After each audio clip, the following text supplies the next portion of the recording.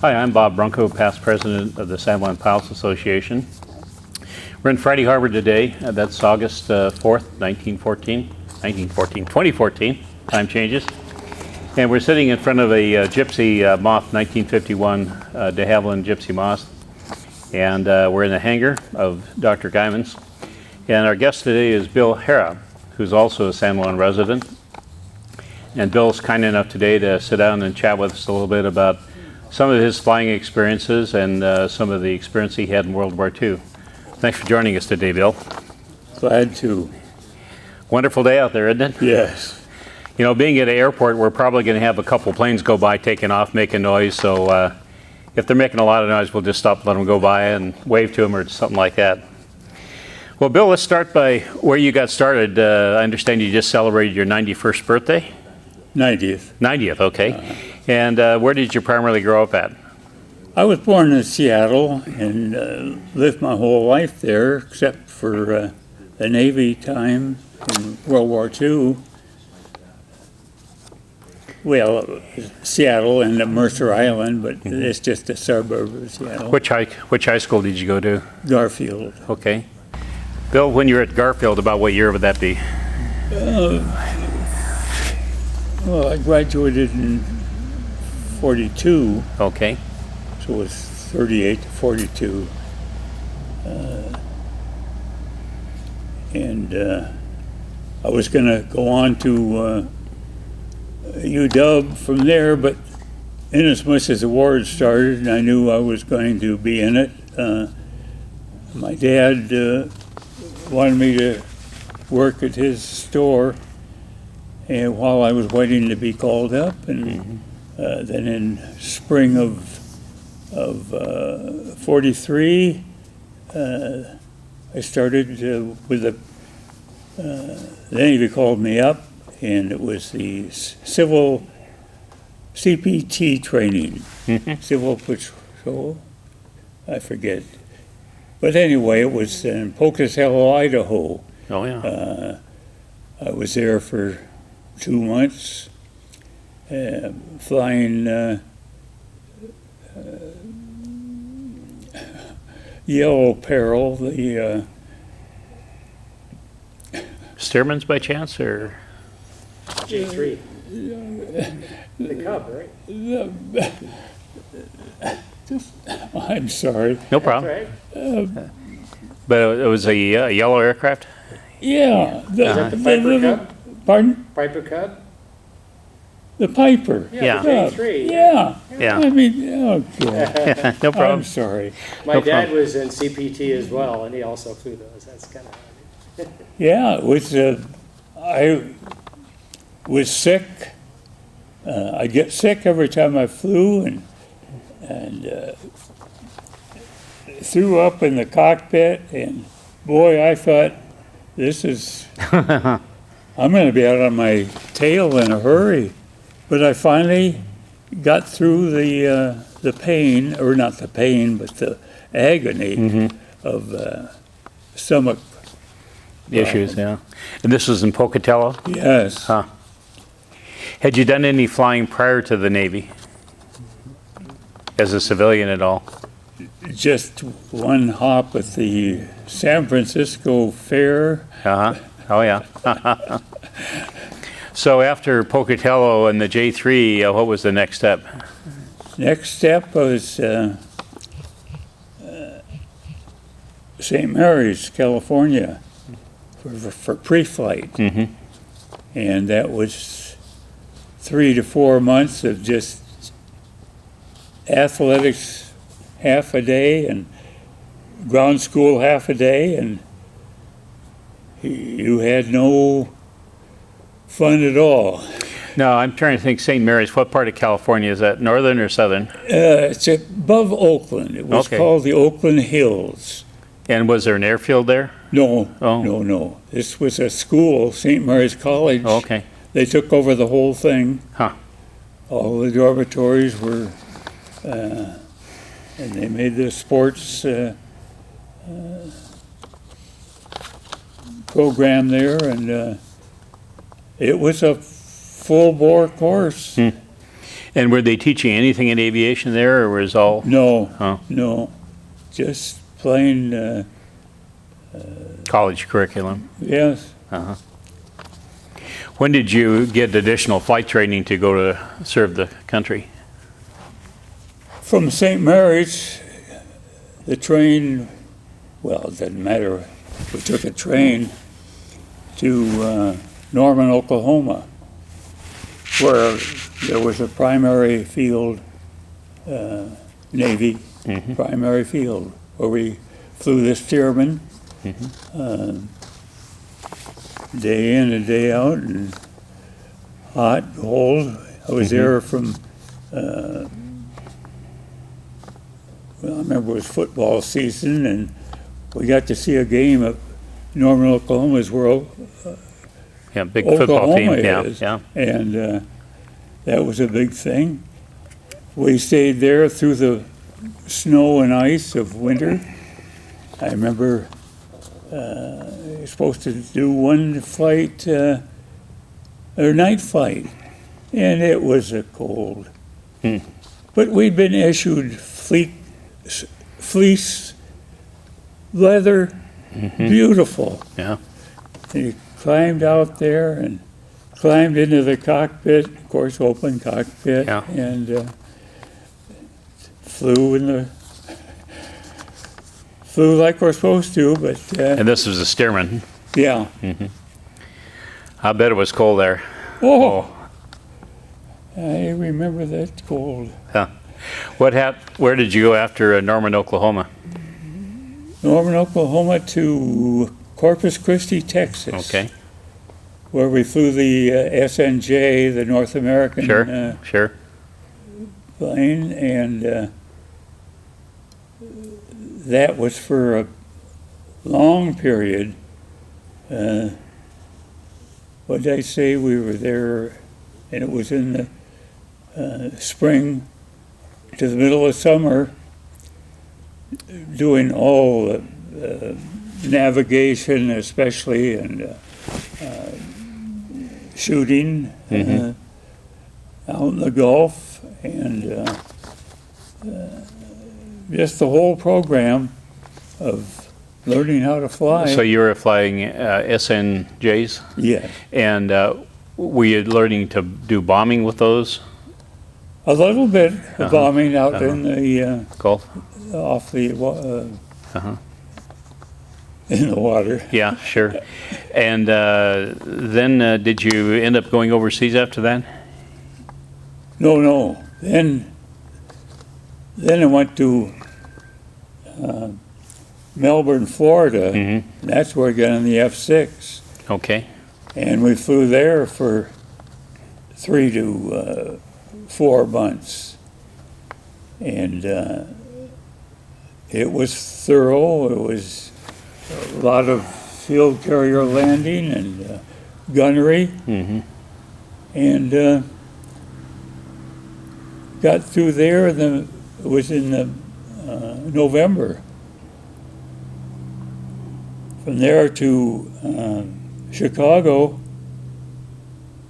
to go out in Lake Michigan and land on a little Oh, yeah. plate carrier that they made out of a freighter. Yeah, I've seen pictures of that. Yeah, And that was the first carrier to train on that was ever built, was in Lake Michigan. and it was snowing, it was cold. Here I've been in Florida and Texas the whole year, and I got out there and made the approach and landed, and this officer jumped up and just chewed me out something fierce. I had forgotten to change the pitch, but I went around the normal 6 or 8 times and got an okay. And Yeah. Now, did they have a resting gear on that? Did you have a tail hook? no, So you just using brakes? yeah, Wow. I've seen pictures of that carrier, and it's pretty scary. Yeah, and a snowstorm is scarier. Did many guys wash out there? I don't think they tried to wash out there. It was in Texas and advanced. They kind of wanted the top guys. Yeah, yeah. From Chicago, we got a week off. We all flew to home for a week, and then met in San Diego after that week. And there was no openings to go out to sea or anything like that. So they gave us a plane, and we were in a group of 5. They'd formed this idea of 4 cadets and one that had a tour of duty. So that was the way we handled it. And the next field after leaving San Diego, we went to a lovely little spot called, oh boy, it's just north of the Salton Sea, below Palm Springs. Okay. It was an Army field that were built by the Army, and they didn't feel much like keeping it, and they let the Navy have it. And we just flew every day, scattering bullets throughout the desert. You couldn't hit a person if you tried. And you're still flying an SNJ? No, we're F-6s. Oh, F-6s, Yeah. okay. But along comes New Year's, and we thought, holy mackerel, we've got to take off and have a little fun. So I forget whether we hitchhiked or walked. It's a terrible amount of miles, but I know we walked home because there was no traffic whatsoever. And we certainly didn't have a car. But, so we had so much fun in Palm Springs that we forgot to go back to base for a day or two. So we spent the rest of the month on the what was the terminology? KP or restricted? Restricted to Base. to base. And so that was end of January. We went back to North Island, San Diego, and awaited transportation to Pearl. And we waited and waited and waited. And the months went by, and you can't imagine the frustration. We finally got on a carrier that was going to Pearl. Got to Pearl, there was still no opening to get in the fleet, but we kept flying most every day, and extra little training, like going out, taking you out in the ocean and let you sit in a little rubber life raft and see how you feel after an hour of floating. Bouncing around, yeah. But finally we got, a carrier came in and needed the 4 of us, the 5 of us, and we got on the Hancock at that time. And on the way to join the fleet, we stopped at Wake Island, and they gave us new guys a chance to go get shot at and shoot them. But the interesting part of that was they still had artillery, and I mean, they were shooting at us. But off on a very far from getting shot at from land was a PBY circling to pick one of us up if we got shot. Oh, yeah, yeah. What a war. What area were you bombing, part of Japan then, or what were you trying to hit? Oh, that's after we were just Wake Island Right. doing that. Right. Then we joined the whole fleet at Lady Gulf.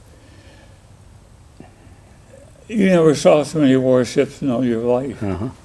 And that's when the extended coverage to just flatten Japan, soften it up as far as we could, and we took off and had little sectors. We ended up in a north sector, just north of Tokyo Bay, and mostly targets of opportunity. Fly down the coast if we see a coastal liner, or just once there was a train going up the coast, and I was flying tail end Charlie of 3 divisions. That'd be 12 planes, and I peeled off. I said, "I'm going to get him." The train, and the skipper said, "Okay." And I went as fast as I could, but he went into a tunnel before I could get him. Huh. So that ruined that part of the game. But Now, were you flying direct from Wake to Japan, or were you flying off a carrier? oh no, we were on a carrier the Okay, whole time. yeah. Our carrier was off when the one day we hit Wake. And Okay. then we, of course, landed back in the carrier. Which carrier were you flying off of? The Hancock. Okay. And how far off of Japan were you then? With the Hancock? Oh, heavens, we're at Wake Island. It's Okay. 1,000 miles. But I mean, were you on the Hancock launching to Japan? Or were you launching from Wake to Japan? No, we were on the Hancock from Pearl. Right. And Hancock took us to, just to stop at Wake and let us have that one day of, Okay. Then you continued on the Hancock. all right. And when you went after Japan, how close did the Hancock get to Japan? Well, like I say, we all met at Lady Gulf. And Okay. we all went up, and it was, we had the Admiral Halsey in our group, and he wanted so bad to really, he wanted to get Japan himself, and he took his flagship, battleship, in close, and he shot Japan from his battleship. Yeah, well, darn. Well, that's a side story, but we were all just staying off of Oahu. No, Oahu. Wake? Okay. Oh, Lady, Japan itself. What was that northern island? Honshu. Honshu, yeah. And just day after day, well, of course, we take a time out and resupply fuel, and there was another fun little experience I had. We needed to get another Hellcat. I forget why, but they said we needed another plane. So there was a supply of on a Jeep carrier that was in the group, and so I got on a what do they call them? a buoy. You mean when they go from ship to ship? You ship to ship. Yeah, I know what we're talking about. Right. But And so that was an experience. it's like a bosun's chair that goes between. Yeah. Yeah. And of course the ships come up and come like that, and you're going down, and but I made it to the destroyer. But that's another story. A destroyer goes like it waddles around in the sea, and I'm used to riding in a great carrier. And boy, I'm starting to feel sick again. And I stood in the breeze. I didn't want to go in the cabin. Stood in the breeze and by the rail, if I had to, but I made it all right.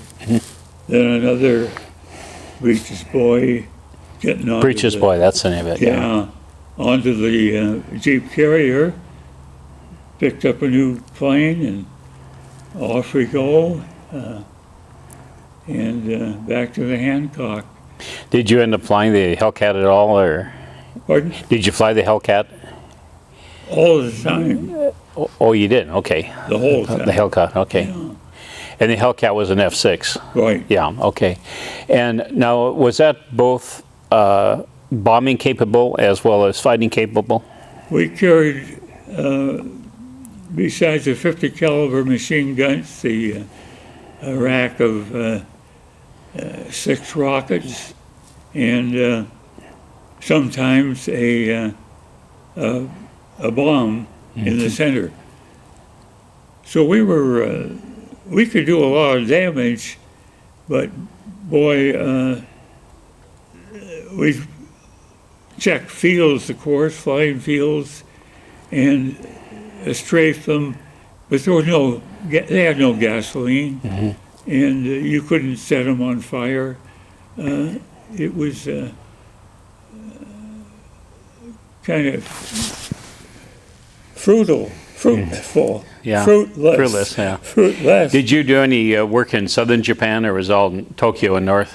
All Tokyo North, Okay. and even as high as Hokkaido, and they have a little snow in Hokkaido, Right. even in the summer. Yeah. Well, no, it was getting fall, but So when you went in with the F6, were you generally doing strafing runs? right. How would you use the rockets? Well, I did it. We ran across a town or city that had a big gas storage tank, and I thought, boy, I'm going to explode that tank with a rocket. And as I remember, I hit it, but it had no gas in it. Nothing happened. It probably would have exploded in my face, but Did you see any Japanese aircraft challenge you or come up in the sky against you? never.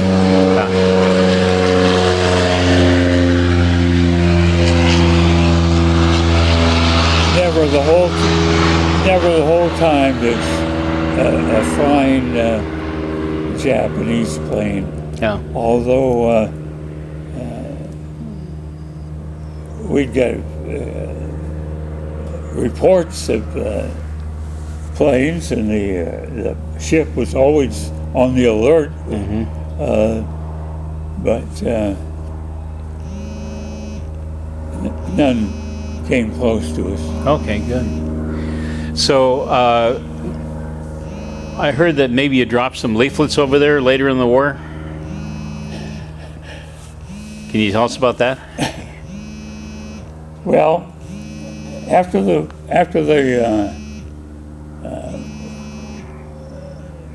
war was over, we were sent to find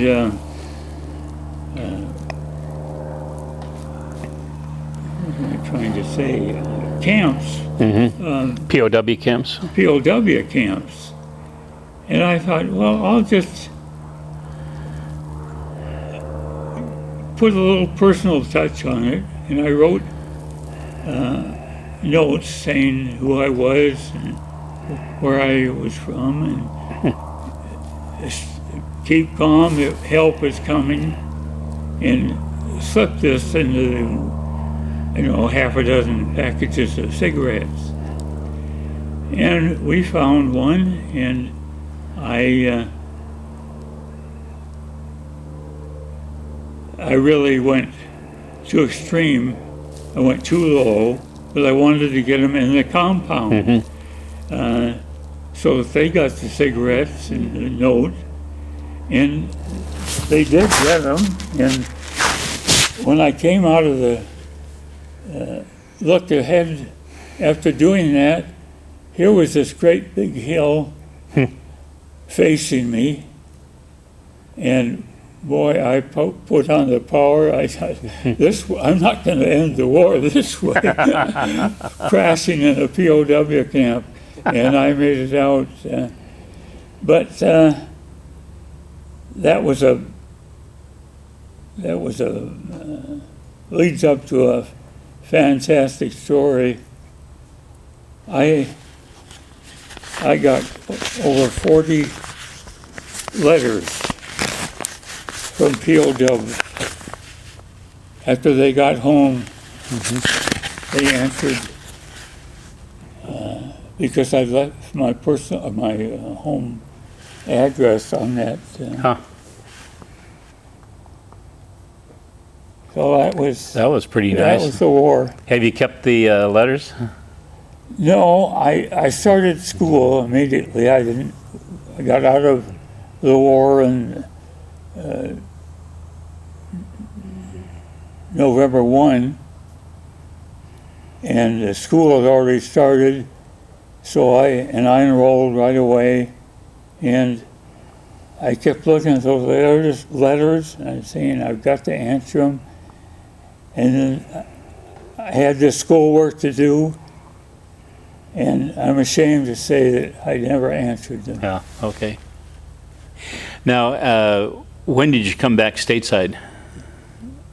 That was October. The ship, the Hancock, went down to Okinawa and picked up a whole bunch of Marines and brought them. And then we headed straight for Long Beach. Or what's it? Just north of Long Beach is the harbor of LA Harbor. So we arrived there in pretty close to the end of October, and we ferried the planes. They took the planes off by Derrick or Crane. and we flew them to San Diego. San Diego said goodbye, told us to go home. And what year would that be? That was 45. Okay. So I flew home, and there was a final dismemberment was there in downtown Seattle, and so Oh, yeah. So you got discharged? yes. Yeah. Well, not discharged, but put on reserve. Okay. Did you do any personal flying after the war? No, but I joined the reserve at neighboring Seattle At Sandpoint? at Sandpoint, and I stayed in for a total of 26 years. Oh, wow. In that time, I went from an ensign, if you can believe it, a commander.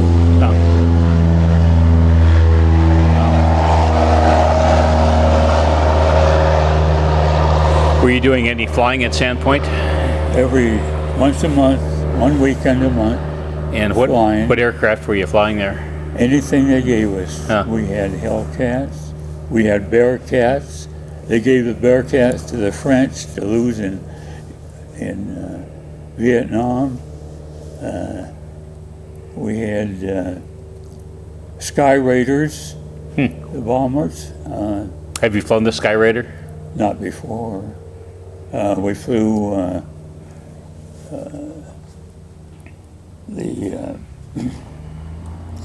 the other fighter, Corsair. We had Corsairs for a long time. It was just, well, the Sky Raider, that was another story. Let that guy go by here. We had one Sky Raider that was the Dash 5. And the difference between the Dash 5 and the 4 and the 6 was that the dive brake came down from the fuselage rather than from the Wings. side. I took this baby up and I said, well, I got to play with, see how it feels. So I go into a dive with a dive brake down, and would you know, the dive brake would not retract. Oh boy. I sweated and I did everything I could. And of course, I'd never flown it before. I didn't know the cockpit that well. Searched for anything that looked like it would help. Nothing.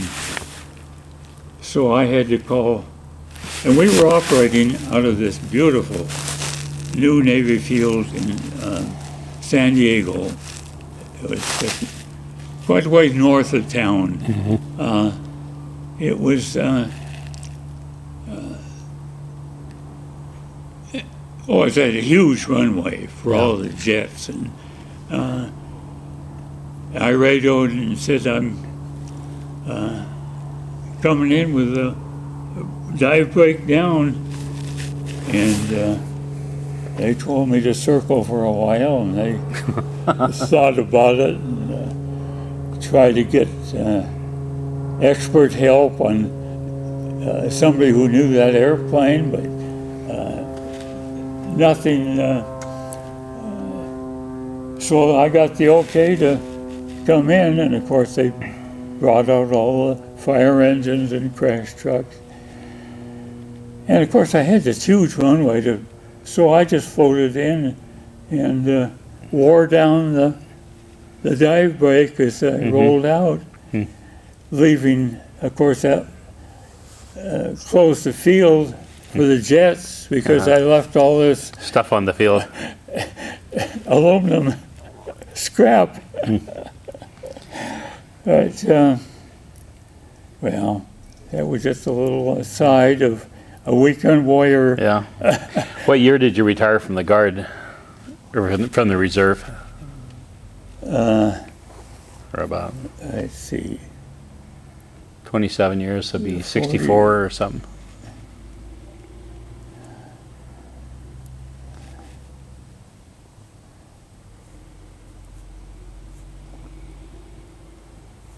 Oh boy, Wow, that's okay. I don't know. Well, we sure appreciate talking today. My understanding is you later had a career at Radar Electric in Seattle. Yes, And what did you do at Radar?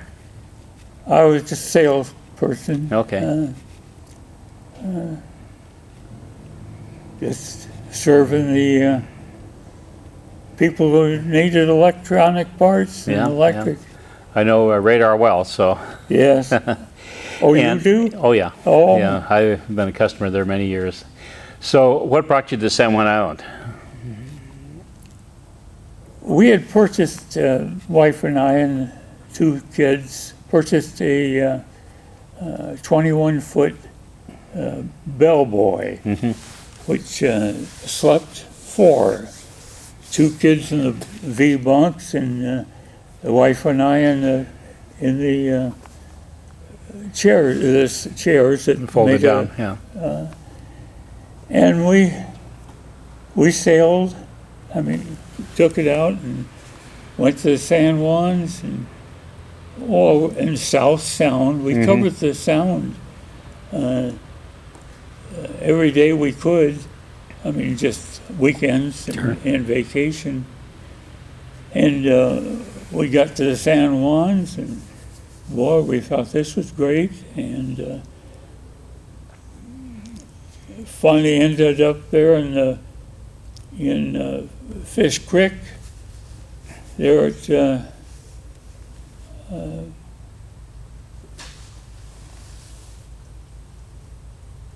Right at Fish Creek then. pardon? At Fish Creek, yeah. Yeah, but the community, I've lived there for What's the name, Mike? Cape San Juan. Oh, Cape San Juan. Yeah, yeah, yeah. Yeah. and found a lot there and bought a lot on the water, and had our runabout, and we built a house, and wife and I retired there. Yeah. Well, very good. Well, Bill, we sure enjoyed getting together today and having a chance to chat and learn a bit about your history and also for your service to the country. So thank you very much. Thank you for having me. And that's it for today from San Juan Island. Podcast.